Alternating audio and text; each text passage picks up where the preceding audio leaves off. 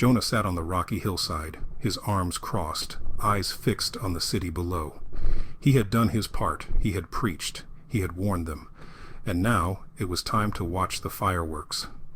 Nineveh, one of the most wicked cities in history, was supposed to burn. Its people were ruthless, known for cruelty, oppression, and bloodshed. God had sent Jonah with a clear message.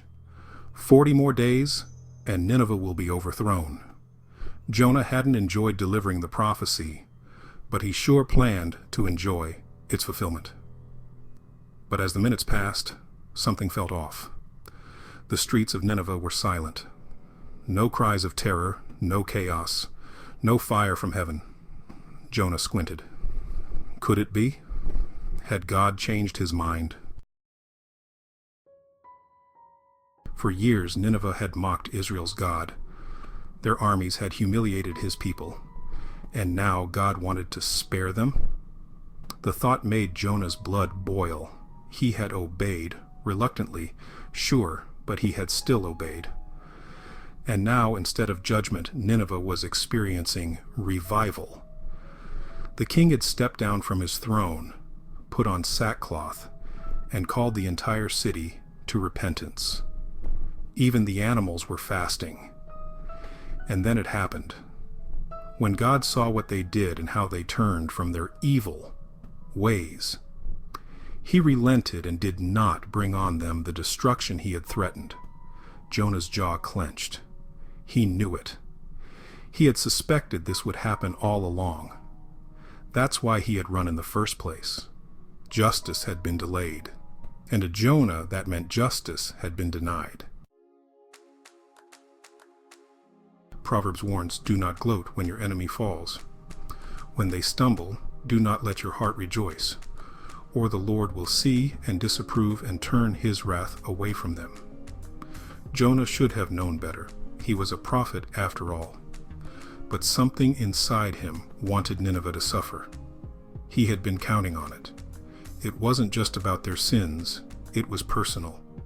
Nineveh was Israel's greatest enemy. Their armies had threatened his homeland. Their soldiers had likely harmed people he loved. He had seen their cruelty firsthand. So why should they receive mercy? Jonah sulked on the hillside, staring at the city as God turned his wrath away. And just like that, the justice Jonah longed for was gone. Jonah says it plainly, but to Jonah, this seemed very wrong, and he became angry. How often do we feel the same way? When someone who hurt us gets a second chance they don't deserve? When God blesses the very person we prayed he would punish? When the bad guy wins? Or worse, when God shows them mercy instead of judgment? It's easy to rejoice when justice falls on others. But what if our gloating actually interferes with God's plan? That's exactly what Proverbs warns against. When we delight in our enemy's downfall, we step into dangerous territory. Because God sees our hearts and he responds accordingly. For Jonah, that response came in the form of a scorching lesson in humility.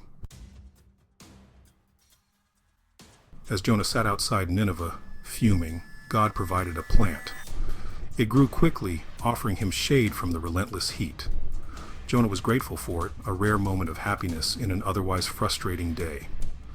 But at dawn, God sent a worm to chew the plant's roots. By midday, the shade was gone, and Jonah was left baking under the sun. Furious, he begged God to let him die, and that's when God spoke. You are concerned about the plant, though you did not tend it or make it grow. It sprang up overnight and died overnight. And should I not have concern for the great city of Nineveh? Boom! Jonah had cared more about his own comfort than the fate of 120,000 souls. Justice mattered to Jonah, but only when it was in his favor. And in that moment, God exposed the hardness of his heart. Jesus, Jonah, and the heart of God. Here's where it all comes together. Jonah points us straight to Jesus. Jonah wanted his enemies to perish. Jesus died for his enemies. Jonah sulked outside the city, hoping for destruction. Jesus wept outside Jerusalem, grieving the rejection of God's mercy, as we see in Luke chapter 19, verse 41. Jonah refused to celebrate repentance. Jesus said all of heaven rejoices when just one sinner repents, according to Luke chapter 15, verse 7. Jonah received mercy when he disobeyed, but resented it when Nineveh did. Jesus extended mercy even while hanging on the cross, praying, "Father, forgive them, for they do not know what they are doing," as found in Luke chapter 23, verse 34. See the difference? Jonah's story warns us about the dangers of a hardened heart, while Jesus' life shows us the path of mercy and grace. And the real question is, which example will we follow? Modern day Jonah moments. This isn't just an ancient problem, it's a human problem. We all have Jonah moments. That coworker who undermined you but still got the promotion. That family member who betrayed you but somehow always lands on their feet.